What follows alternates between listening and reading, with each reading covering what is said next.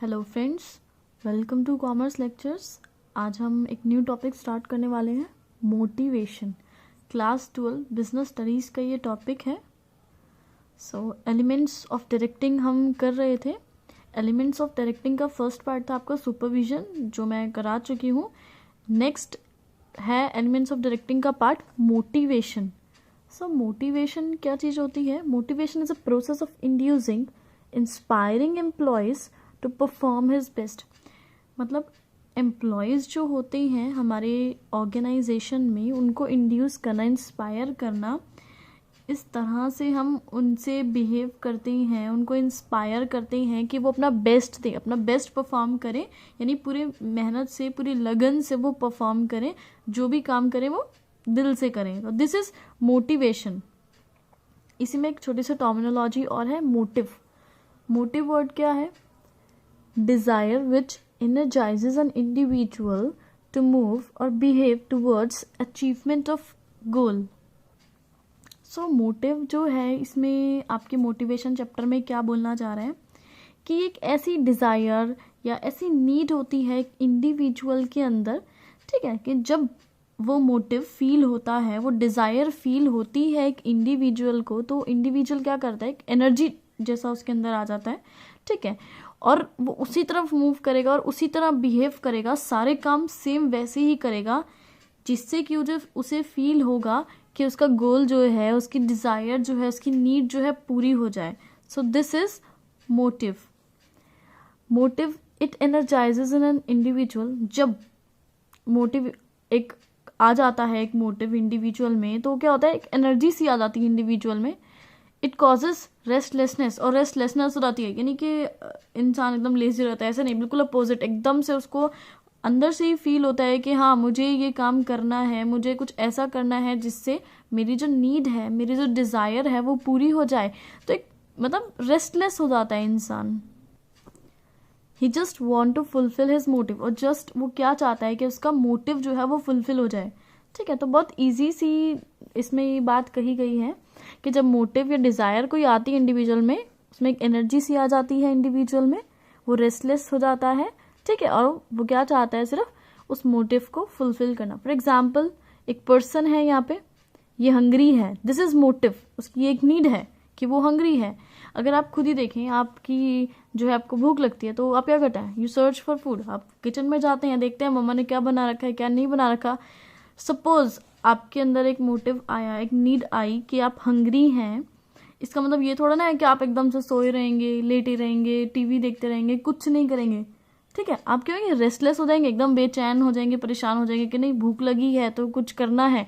तो आप क्या करेंगे, you just want to fulfil your motive. अपना मोटिव फुलफिल करने के लिए, अपनी भूख मिटाने के लिए you will search for food. और अगर ना मिला फूड तो आप क्या करेंगे, कुकिंग भी करेंगे, क्योंकि आपको भूख लगी है। उस मोटिव को पूरा करने के लिए आप परफॉर्म करेंगे, अपना बेस्ट देंगे कि आपको या तो खाना मिल जाए, और खाना ना हो तो आप पका लें। मोटिवेटर्स। अब मोटिवेटर्स क्या है, ये हम बिजनेस की लैंग्वेज में बैठते हैं। कोई इंसेंटिव या कोई भी ऐसी टेक्निक, ऐसा कोई भी तरीका यूज़ करना जिससे हम पीपल यानी जो एम्प्लॉयज़ हैं उनको मोटिवेट कर सकें। मोटिवेट कर सकें यानी उनको जो है कन्विंस कर सकें कि आपको अपना बेस्ट देना है, अपना बेस्ट परफॉर्म करना है। For example, promotion. अगर आपकी जॉब है, आप जॉब कर रहे हैं, अगर आपको ऐसा बोला जाए कि ये टारगेट आप अचीव कर लो 1 महीने के अंदर, और आपको प्रमोशन दे दी जाएगी, फिर तो आप क्या करेंगे, आप एकदम से रेस्टलेस हो जाएंगे और कोशिश करेंगे कि आपका जो 1 महीने के अंदर वो टारगेट पूरा करना है, आपको पूरा करना ही करना है, क्योंकि उसके बाद आपको प्रमोशन मिलेगा।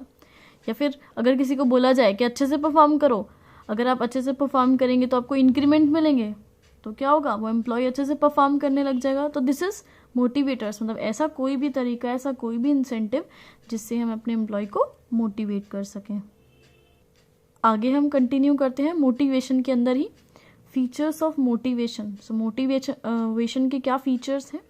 It is a psychological phenomenon. Psychological है ये जो भी है, मतलब सब कुछ इसमें क्या होता है, एक इंटरनल फीलिंग होती है, ये एक अंदर से ही खुद की फीलिंग आती है हमें। जब हमें कोई मोटिवेट करता है तो हमें अंदर से एक ऐसी फीलिंग आती है कि हमें अपना बेस्ट परफॉर्म करना है या हमें ये पर्टिकुलर काम करना है। It is a need desire, जैसे कि to have a house, to have respect. अब क्या होगा, आपके पास 2 घर हैं, ठीक है, कोई आपको फोर्स करे कि नहीं नहीं एक घर और ले, एक घर और ले, एक घर और ले, और आपके पास पैसे हैं नहीं, तो क्या आप मोटिवेट हो जाएंगे इस चीज़ को लेके कि नहीं नहीं नहीं ठीक है, किसी ने मेरे पे फोर्स कर दिया कि घर ले लो और मैंने एक घर खरीद लिया, ऐसे थोड़ा ना होता है।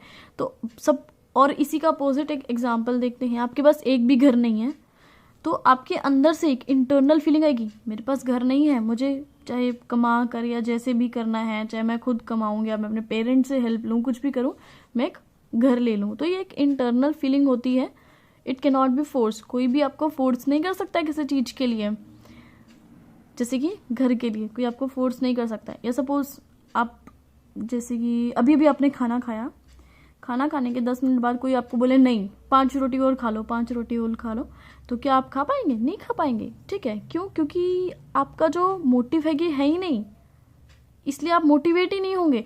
आप मोटिवेट तब होंगे जब आपको इंटरनली ऐसा फील होगा कि ये चीज़ आपको चाहिए, तो ये इंटरनल फीलिंग है, इसे फोर्स नहीं किया जा सकता है।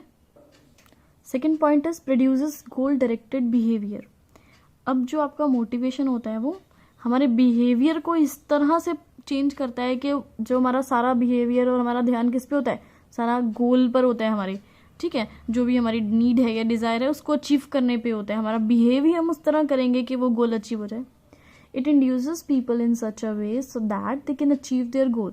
ये इस तरह लोगों को इंड्यूस करता है, इंस्पायर करता है कि लोग ऐसे बिहेव करेंगे, ठीक है, इस तरह से कि उनका जो है गोल अचीव हो जाए। फॉर एग्जाम्पल एक पर्सन है, वो बहुत मोटिवेटेड है, और मोटिवेशन किस चीज़ की है, उसे प्रमोशन की, उसे डिज़ायर है, यानी उसका ये मोटिव है कि उसे प्रमोशन चाहिए, तो इसके लिए वो क्या करेगा, work efficiently to get it, ठीक है, तो ये इसका बिहेवियर हो जाएगा, ठीक है। एक मोटिवेटेड पर्सन है, उसकी ये डिज़ायर थी, तो उसका बिहेवियर ही चेंज हो जाएगा, उसका एकदम सब कुछ काम करने का तरीका चेंज हो जाएगा, वो इतने अच्छे से काम करेगा कि उसे प्रमोशन मिल जाए। लेकिन सपोज एक पर्सन है जिसको, जो मोटिवेटेड नहीं है, उसकी कोई इच्छा नहीं है प्रमोशन की, वो सोच रहा है जितनी सैलरी आ रही है छोड़ो ना, सही है, तो इतना एफिशिएंटली वर्क नहीं करेगा। बट एक मोटिवेटेड पर्सन जो है वो बहुत ज़्यादा अच्छे तरीके से काम करेगा, अपना बेस्ट देगा। Third point is it can be positive as well as negative. Motivation जो है पॉजिटिव भी हो सकता है, नेगेटिव भी हो सकता है। Employers use both positive as well as negative motivators. अब पॉजिटिव क्या होते हैं, जैसे कि प्रमोशन मिल रही है, आपका बेनिफिट हो रहा है, इंक्रीमेंट, सैलरी बढ़ रही है, बोनस मिल रहा है, पैसे मिल रहे हैं, रिस्पेक्ट मिल रही है, ये भी पॉजिटिव हो गया।